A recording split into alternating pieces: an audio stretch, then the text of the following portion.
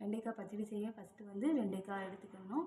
அதுக்கப்புறம் சின்ன வெங்காயம் கொஞ்சோண்டு, ஒரு பச்சை மிளகாய், ஒரு தக்காளி, கருவேப்பிலை மல்லி. அதுக்கப்புறம் அரைக்கிறதுக்கு வந்து தேங்காய், சீரகம், வெள்ளைப்பூடு 3 சீரகம் போட்டு இதை வந்து பேஸ்ட்டாக அரைச்சி எடுத்துக்கணும். அதுக்கப்புறம் கொஞ்சோண்டு புளி அதை நனைய வச்சு எடுத்து வச்சுருக்கேன். ஓகேயா?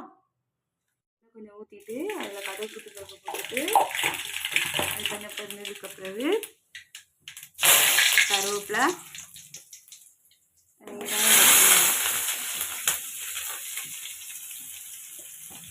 போட்டு நல்லா வதக்கணும். கொஞ்சம் ப்ரௌனிஷ் ஆகிற வரைக்கும் வதக்கி விடணும். இப்போ நல்லா கொஞ்சம் ப்ரௌனிஷாக வந்துட்டா வந்ததுக்கப்புறம் இந்த வெண்டைக்காவை ஆட் பண்ணணும்.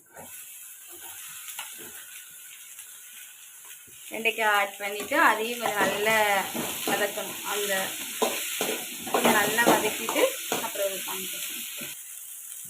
கொஞ்சம் வெட்டினோடனே அதுக்கப்புறம் தக்காளி, ஒரு தக்காளியை குட்டி குட்டியாக கட் பண்ணி உள்ளே போடணும்.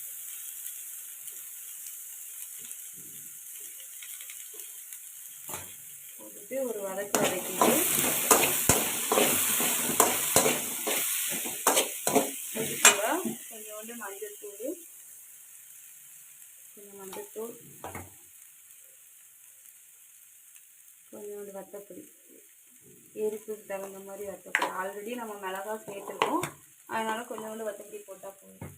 அதுக்கப்புறம் நம்ம கரைச்சி வச்சுருக்கிற அந்த புளி இருக்குல்ல, அந்த புளியை அப்படியே ஊற்றிட வேண்டியதான். ஊற்றிட்டு அப்படியே சிம்மில் வச்சு கொஞ்ச நேரம் அதோட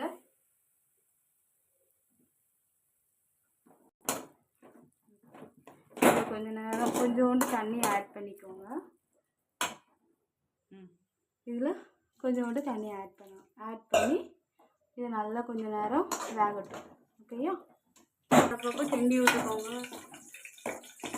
நல்லா கொதிக்குது, இன்னும் கொஞ்சம் வேகட்டும். ஓகேயா? ஒரு கொதி கொஞ்சம் வெந்ததுக்கப்புறம் கொஞ்சம் உப்பு சேர்த்துக்கணும். ஓகேயா? உப்பு சேர்த்துட்டு நல்லா வதக்கி விட்டுட்டு முக்கால் வேக்காடு வெந்ததுக்கப்புறம் இப்போ நம்ம அரைச்சி வச்சுருந்த பேஸ்ட் இருக்குல்ல, ஜீரகம், வெள்ளைப்பூடு, அதையும் சேர்த்துருவோங்க. சேர்த்துட்டு அந்த தண்ணியையும் கொஞ்சம் ஆட் பண்ணி விட்டுருவோம். ஆட் பண்ணிவிட்டு கொஞ்சம் சிம்மில் இருந்து அது பாட்டுக்கு வேகணும்.